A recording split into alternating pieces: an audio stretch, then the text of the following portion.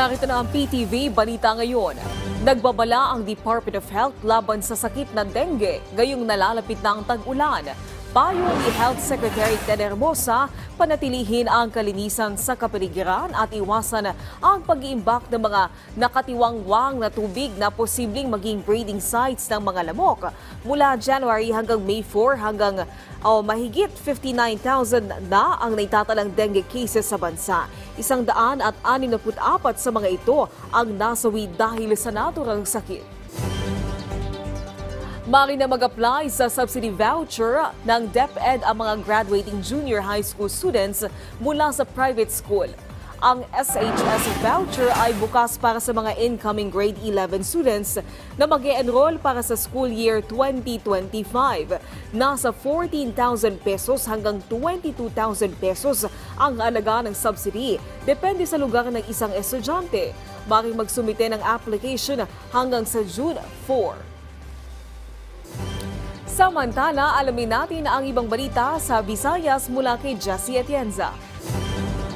Daghang salamat Naomi ug maayong adlaw. Presidente Ferdinand R. Marcos Jr. tuyong miduaw sa dakbayan sa Dumaguete alang sa pagpanghatag og mga titulo sa yuta sa mga agrarian reform beneficiaries. Kapin sa 2,000 ka mga benepisyaryo ang nagtapok sa Lamberto Macia Sports and Cultural Center sa dakbayan sa Dumaguete.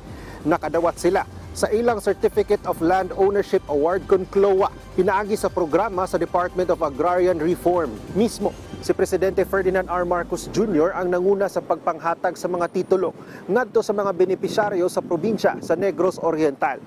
Lubos po ako natutuwa na makapiling kayo ngayon dito sa Dumaguete upang simulan ang isang bagong yugto sa buhay ng ating mga magsasaka.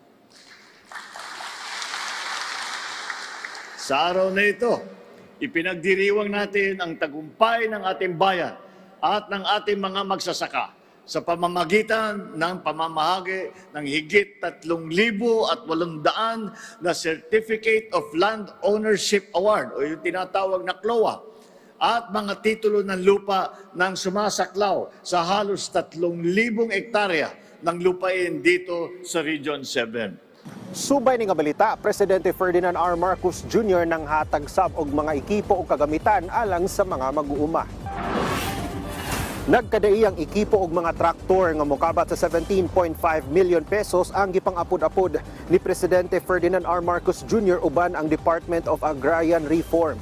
Alang kini sa siyam ka mga Agrarian Reform Beneficiaries Organization o ARBO sa rehiyon nga makatabang sa mga mag-uuma.